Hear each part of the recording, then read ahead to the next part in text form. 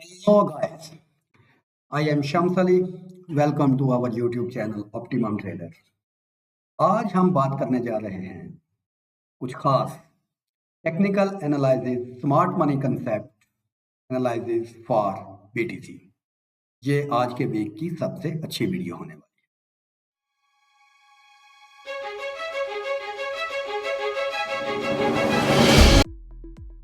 है। Yes guys, चलें। बहुत से लोगों की ये रिक्वेस्ट होती है कि स्टार्ट करें जी, एनालाइज करें जी, टेक्निकल एनालिसिस करें जी स्मार्ट मनी कंसेप्ट के साथ। और स्मार्ट मनी कंसेप्ट के साथ आज हम आज के हॉट टॉपिक पेयर BTC को डिस्कस करेंगे और देखेंगे कि BTC की कमिंग वीक्स में, कमिंग डेज में और कमिंग आवर्स में आने वाली मूवमेंट्स क्या हो सकती है। तो स्मार्ट मनी कंसेप्ट में हम शुरू करेंगे अपनी वीडियो टॉप डाउन अप्रोच के साथ। और टॉप डाउन अप्रोच में हम सबसे बड़ा टाइम फ्रेम आज के लिए लेंगे। वीकली टाइम फ्रेम से हम स्टार्ट करेंगे और वीकली टाइम फ्रेम से हम स्टार्ट करते हुए further daily, 4 hourly, 1 hourly and even 15 minute तक आपको तमाम के तमाम मार्केट व्यूज देंगे कि मार्केट किन सिमतों में जा सकती है। और सब कुछ आपको इस वीडियो में मिल जाएगा आज के दिन। तो स्मार्ट मनी कंसेप्ट में हम देखते हैं कि सबसे पहले जो चीज़ हमने देखनी होती है वो ये देखनी होती है कि मार्केट का स्ट्रक्चर किस टाइप, स्ट्रक्चर बुलिश है या बिलिश है। अब स्ट्रक्चर क्या होता है? स्ट्रक्चर बेसिकली मार्केट का ट्रेंड ही आइडेंटिफाई करता है। तो स्ट्रक्चर अगर हम देखें तो जो लोग स्ट्रक्चर मैपिंग जानते हैं उनको क्लियर नज़र आ रहा होगा कि यहाँ पर एक ब्रेक ऑफ स्ट्रक्चर बना हुआ है और ब्रेक ऑफ स्ट्रक्चर के बाद वीकली टाइम फ्रेम में स्ट्रक्चर टोटल बुलिश है। और बुलिश स्ट्रक्चर का ये हमारा लोएस्ट लेवल है, ये हमारा स्विंग लो है और इसको हम इस कलर के साथ में मार्क करेंगे। और उसके बाद यहाँ पर ब्रेक ऑफ स्ट्रक्चर हुआ है और ब्रेक ऑफ स्ट्रक्चर के बाद जो चीज़ हमको सबसे ज़्यादा इम्पोर्टेंस जिस चीज़ को देनी चाहिए वो चीज़ होती है इंड्यूसमेंट। तो ये यहाँ पर वीकली ब्रेक ऑफ स्ट्रक्चर और यहाँ पर ये वीकली इंड्यूसमेंट। तो वीकली टाइम फ्रेम में जो सबसे बड़ी चीज़ें हमने मार्क की थी वो हमने कर ली मार्क। तो हम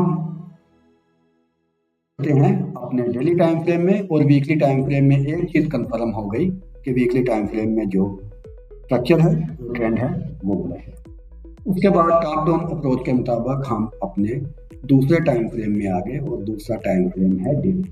तो डेली टाइम फ्रेम में स्ट्रक्चर क्या है जी? तो जी अगर डेली टाइम फ्रेम में हम लास्ट स्विंग मूव की हाई और लोस को मार्क करें तो लास्ट जो रिसेंट स्विंग मूव थी उसका लोएस्ट लेवल था ये वाला एरिया। ये स्विंग लो हमारे पास लेवल आ गया और ये आ गया हमारे पास स्विंग हाई। ये स्विंग हाई हमने मार्क कर। तो जी लास्ट जो स्विंग है डेली टाइम फ्रेम में वो है हमारे पास साइडवेज। अब लास्ट स्विंग में हमने देखना है कि मार्केट की प्राइस का रिएक्शन क्या होगा। जब ये हाई मार्केट ने किया उसके बाद मार्केट ऊपर जाने से मना कर दिया, मार्केट ने ऊपर जाने में इसका इतना मोमेंटम नहीं रहा और इस ये हाई क्रिएट करने के बाद मार्केट ने नीचे की तरफ एक मूव ली और नीचे की तरफ मूव ली अपने प्रीवियस लो लेवल। यहाँ से मार्केट ने प्रीवियस लो लेवल से एक दफ़ा फिर ऊपर आने की कोशिश की, अगेन तीसरी दफ़ा सेम लेवल को टच किया, उसके बाद अगेन ऊपर, चौथी दफ़ा फिर उसी लेवल, पांचवी दफ़ा फिर उसी लेवल को टच किया। तो ये वाला जो एरिया हमारे पास आ रहा है ये एक हमारे पास स्ट्रॉन्ग सप्लाई डिमांड जोन आ रहा है और ये एरिया ही हमारे लिए एक बहुत पावरफुल सपोर्ट का काम भी है। लेकिन यहाँ पर अब एक प्रॉब्लम हो रही है। वो प्रॉब्लम ये हो रही है कि अगर ये सपोर्ट पावरफुल थी, अगर इस सपोर्ट में बहुत ज़्यादा बड़े बायर्स बैठे होते तो जब मार्केट इस एरिया में पहली दफ़ा या दूसरी दफ़ा ही आई थी तो इसको ऊपर बूस्ट कर जाना चाहिए था, ऊपर की तरफ अपने मोमेंटम को बरकरार रखना चाहिए। जबकि हुआ ये कि मार्केट ने दूसरी और तीसरी दफ़ा सपोर्ट लेने के बाद भी ऊपर जाने की कोशिश की लेकिन उसके बाद अगेन मार्केट नीचे आई और इसने प्रीवियस जो सपोर्ट लेवल था उसको ब्रीच करने के बाद ऊपर गई, फिर नीचे आ गई और एक और लोअर लो क्रिएट कर दिया। तो यहाँ का ये मतलब है कि इस एरिया में जितने भी बायर बैठे हुए थे, जो लोग भी बीटीसी में डिमांड क्रिएट कर रहे थे, वो अब इतने पावरफुल नहीं है। उनकी डिमांड हर दफा जब मार्केट इस लेवल पर आ रही है तो उनकी जो डिमांड है वो कम होती जा रही है, उनकी पावर कम होती जा रही है, और एवरी टाइम जो ऊपर से सेलर हैं वो ज्यादा प्रेशर के साथ अपनी सेलिंग लाते हैं और हर प्रेशर के बाद वो मार्केट को नीचे लेके जाते हैं। जैसे ही मार्केट ने स्मार्ट मनी कंसेप्ट के अकॉर्डिंग जैसे ही मार्केट ने लो लेवल को ब्रीच किया, उसके बाद जो हमारे पास सबसे इम्पोर्टेंट एरिया आ जाता है वो आ जाता है इंड्यूसमेंट का एरिया आ जाता है। तो यहाँ पर जो इंड्यूसमेंट थी, ये इस कैंडल ने इस इंड्यूसमेंट को ब्रीच किया और यहाँ पर सिंगल कैंडल ऑर्डर ब्लॉक बनाते हुए ये इंड्यूसमेंट भी स्वीप हो गई। ये इंड्यूसमेंट स्वीप होने के जो लेवल थे वो भी जो एक्सट्रीम लेवल पे फेयर वैल्यू गैप एरिया था, ये वाला जो फेयर वैल्यू गैप एरिया था, इस एरिया से ही ये इंड्यूस हुई। तो ये इतने सारे फैक्टर और इतनी सारी चीज़ें हमको क्लियरली और बहुत हद तक लाउडली ये बता रहे हैं कि बीटीसी में अब जो बुलिश मोमेंटम था वो वीक पड़ चुका है और अब शेयर्स का मार्केट में काफ़ी हद तक कंट्रोल हो चुका है। ये हमारा पहला साइन हमको मिल रहा है स्मार्ट मनी के अकॉर्डिंग। अब जब ये सिनेरियो बन गया तो अब हमारे लिए मोस्ट इम्पोर्टेंट एरिया कौन से ट्रेंड्स। अगर हम इस सिनेरियो में लास्ट स्विंग्स की बात करें डेली टाइम फ्रेम में, तो ये लो है और ये लोअर लो है। तो ये एक मार्केट का इटर्नल स्ट्रक्चर बन रहा है। तो ये हमारा वैलिड हाई है, इटर्नल वैलिड हाई है। उसके बाद ये हमारा लास्ट ब्लॉक जोन है और इसी ऑर्डर ब्लॉक जोन में ये हमारा डेली टाइम है। ओके, और ये हमारा फेयर वैल्यू गैप जोन है। तो अब हम एक्सेप्ट कर सकते हैं कि मार्केट अगर यहाँ से ऊपर की तरफ जाती है तो ये वाले जोन में जाके मार्केट एक ग्रेट बियरिश रिएक्शन लेगी और इस बियरिश रिएक्शन पे हम अपनी सेल की पोजीशन को प्लान कर सकते हैं based on daily time frame. ये हमारा हो गया एनालिसिस डेली टाइम फ्रेम। अब हम आ जाते हैं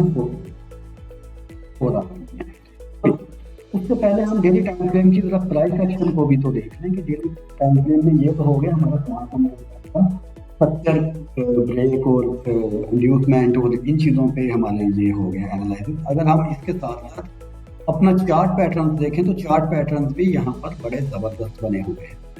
सबसे पहला जो यहाँ पर चार्ट पैटर्न हमको इस हाइट पे मिल रहा है वो हमको मिल रहा है राइजिंग वेज का, और इस एरिया में राइजिंग वेज का भी बिलिश साइड में ब्रेकआउट हो गया।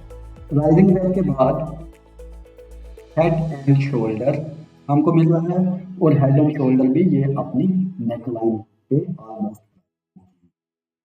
हेड एंड शोल्डर के बाद जो तीसरा हमको पैटर्न मिल रहा था वो हमको मिल रहा था फॉलिंग वेज का, और फॉलिंग वेज भी यहाँ पर आके हो गया हाल्ट।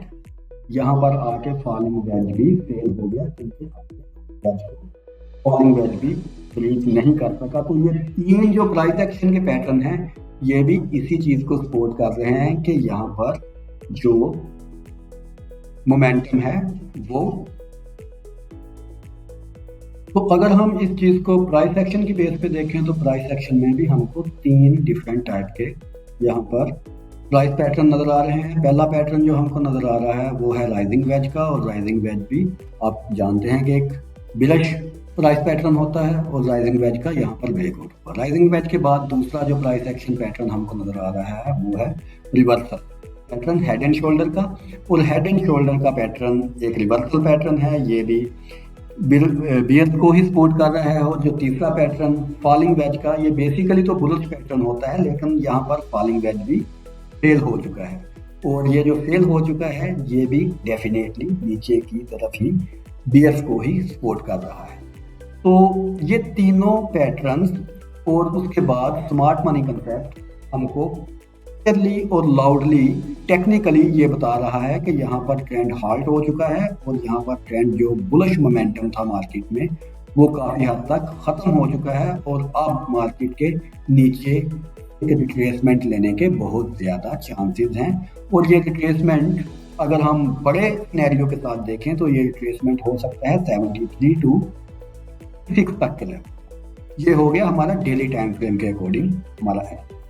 अब हम अपने टाइम फ्रेम को स्विच करते हैं 4 आवरली में, और अगर 4 आवरली में हम देखें कि 4 आवरली में मार्केट का क्या सिनेरियो है और मार्केट क्या बोल रहा है, तो उसके मतलब हम 4 आवरली टाइम फ्रेम में स्विच करके देख लेते हैं कि 4 आवरली टाइम फ्रेम में चार्ट क्या बोल रहा है। तो 4 आवरली टाइम फ्रेम में जब हम आए तो जो चीज़ हमने सबसे पहले देखी वो ये देखी कि मार्केट ने लोअर लो बनाने शुरू कर दिए, हायर लो और लोअर लो बनाने शुरू कर दिए हुए हैं। बहुत स्ट्रॉन्ग बुलिश रैली के बाद जहां पर मार्केट बार बार हायर हाई और हायर लो क्रिएट करती जा रही थी, अब मार्केट ने बहुत लंबे अरसे के बाद हायर लो और लोअर लो बना दिया। ये पहला पावरफुल सिग्नल है ट्रेंड के रिवर्स होने का, ट्रेंड के रुकने का, मार्केट के कंसोलिडेट में जाने का या मार्केट के रिवर्सल में जाने का। ये हमें सबसे पहला सिग्नल। उसके बाद दूसरी चीज जो हमने देखनी है वो ये देखनी है कि क्या जो लास्ट हमको लोअर हाई मिल रहा है, हायर लो मिल रहा है, उसका इंड्यूसमेंट हो चुका है या नहीं हो चुका। तो इस एरिया में ये जो लो है ये भी अपने आप को इंड्यूसमेंट दे के कंफर्म कर चुका है। Yes, I am confirm now, swing is valid and lower trend is also intact. ये दूसरी चीज भी कंफर्म हो गई। उसके बाद जब ये दो चीजें कंफर्म हो गई तो उसके बाद हमने अब मार्क करने हैं पॉइंट ऑफ इंटरेस्ट। तो पॉइंट ऑफ इंटरेस्ट में हम सबसे पहले एक एक्सट्रीम लेवल का जो ऑर्डर फ्लो है वो मार्क करेंगे। फ्लो क्या होता है? Last bullish momentum move before the sale. तो लास्ट बुलिश मोमेंटम मूव हमको बिफोर द सेल मिली, ये वाली। तो ये वाला हो गया हमारा ऑर्डर फ्लो एक्सट्रीम लेवल पे जो कि H4 में हमारा बन रहा है, ये हो गया। और उसके बाद ये वाला जो डिसीजनल ऑर्डर फ्लो है ये भी हम यहाँ पर मार्क कर सकते हैं, लेकिन मेरे ख्याल में डिसीजनल ऑर्डर फ्लो की इतनी ज़्यादा एफिशिएंसी नहीं होती, हमको एक्सट्रीम ऑर्डर फ्लो पे भी अपना फोकस रखना चाहिए। तो ये वाला हम ऑर्डर फ्लो ख़त्म करते हैं और हम अपने एक्सट्रीम ऑर्डर फ्लो पे ही अपना फोकस रखते हैं। एक्सट्रीम ऑर्डर फ्लो पे अगर हम इसको थोड़ा सा मज़ीद रिफाइन करें तो एक्सट्रीम ऑर्डर फ्लो पे जो लास्ट ऑर्डर ब्लॉक हमको मिल रहा है वो हमको ये वाली कैंडल मिल रही है। ये हमको 4 आवर में एक्सट्रीम पॉइंट ऑफ इंटरेस्ट। अब एक्सपेक्टेशन क्या है कि इस इंड्यूसमेंट के बाद market as a retracement move या तो 98,600 के एरिया में जा सकती है, 600-700 के एरिया में जा सकती है, और या अगर एक्सट्रीम गई तो 101.5 के एरिया तक मार्केट जा सकती है। तो ये दो हमारे टारगेट जोन हो गए एज अ कॉन्ट्रा ट्रेड। हम यहाँ पर इसको ट्रेंड ट्रेड नहीं, इसको कॉन्ट्रा ट्रेड के तौर पर लेंगे और कॉन्ट्रा ट्रेड में ये दो हमारे पॉसिबल टारगेट होंगे। पहला टारगेट हमारा होगा 98,000 का, 98,700, एंड दूसरा होगा 1,500 का हमारा दूसरा टारगेट होगा। तो इसको हम 4 आवरली टाइम फ्रेम पे मार्क कर लेते हैं। और 4 आवरली टाइम फ्रेम की बेस पे अगर हम कोई एंट्री लेते हैं तो उसका जो होता है, क्या कहते हैं इसको, एंट्री टाइम वो 15 मिनट होता है।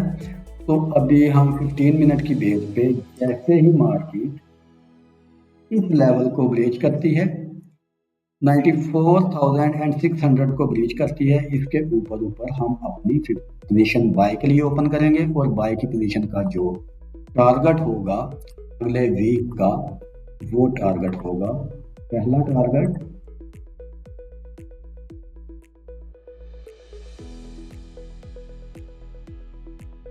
ये, और दूसरा टारगेट अगेन इसी लेवल पे, इसी टीपी और स्टॉप लॉस के साथ ये होगा। तो ये हमारी दो पोजीशनें हैं अगले हफ्ते के लिए, और उम्मीद है कि मार्केट इन पोजीशंस को लाजमी टच करेगी, और जब मार्केट इन पोजीशंस पे आएगी तो उन पोजीशंस पे हम दोबारा अपनी सेल की कंटिन्यूएशन ट्रेड देखेंगे, और सेल की पोजीशंस को हम सीख करेंगे, और सेल की पोजीशन नीचे हमारा जो टारगेट है वो 73 से लेकर 66,000 तक जाने का हाईली चांस है। तो इन एरियाज पे आप नज़र रखें और इन एरियाज को देखें कि यहाँ पर प्राइस कैसे रिएक्ट करती है और कैसे मार्केट अपना आने वाले ट्रेंड का हमको सिग्नल देती है। होप सो आप लोगों को ये वीडियो पसंद आई होगी, और अगर आप किसी और पेयर का एनालाइज करवाना चाहते हैं, करना चाहते हैं, देखना चाहते हैं, तो मुझे बताएं, मैं उसका एनालाइज कर दूंगा। तो keep watching, keep learning, keep earning.